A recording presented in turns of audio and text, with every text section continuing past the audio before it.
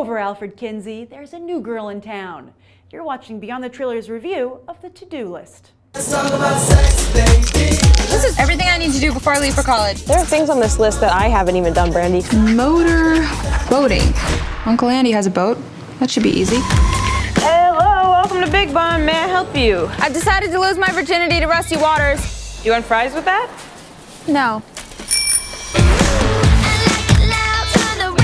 What's the plan? I'm engaging, smart. Once I add sexually experienced to the package, he'll totally want me.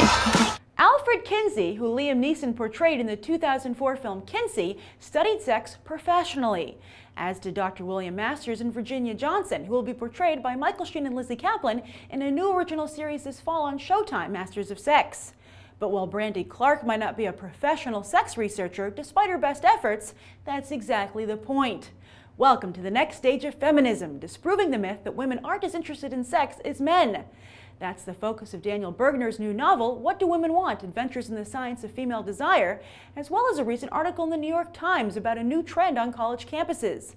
Female students are more interested in building careers than finding a boyfriend or potential husband, and therefore happily indulge in a lot of casual sex. So what better time for women to get their own raunchy teen sex comedy?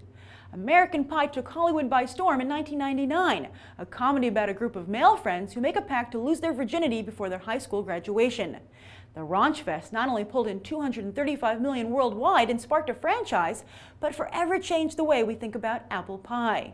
So why is this female version of American Pie, also about a high school student who wants to lose her virginity before college, flying so low under the radar? Is it because of a perfectly innocent reason, like American Pie already made this conquest?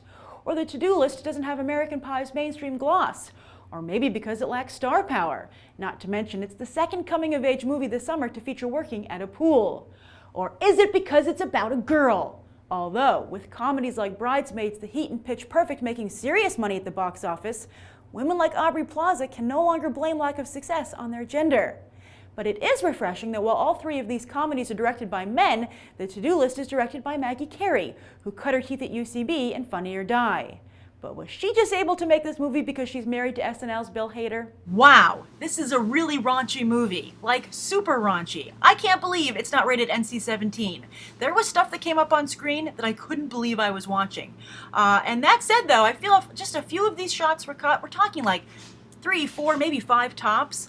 I feel that this movie would have a much better chance of doing well at the mainstream in theaters. As of now, I think it's going to be hard for it to cross over just because it is so raunchy. Like, there's no way a family could see this. Do not go with any family members to see this film. You will be super embarrassed.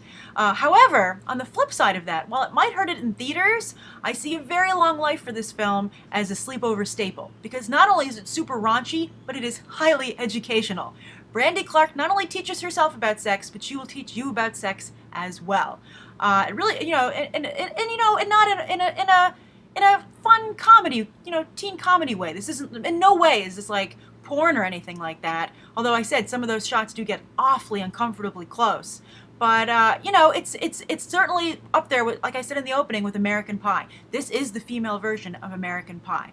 And I liked that. I have to say, as a female viewer, I really applaud that. And I think that, I hope that other female audience members, embrace that and applaud that as well. And if they do, they'll be rewarded, because how is the story? I mean, this isn't just like, some feminist manifesto, everyone should go see this just because we should support it.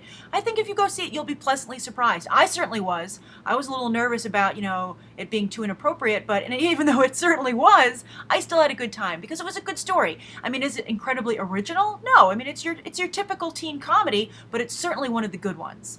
I mean, it certainly would go there with like Breakfast Club and stuff like that. Maybe not Breakfast Club, that's a classic, but Pretty in Pink, 16 Candles, even the recent Warm Bodies, that was also a fun teen flick, and I think this is too. And also kudos to the cast. It was well acted across the board. Agent Coulson's in it. He was really good as the dad. But also Aubrey Plaza, I was really impressed with me. It's hard to carry a movie, but she did it. She was totally great as the lead. She was very likable, and I just liked the whole film. I really thought it was great.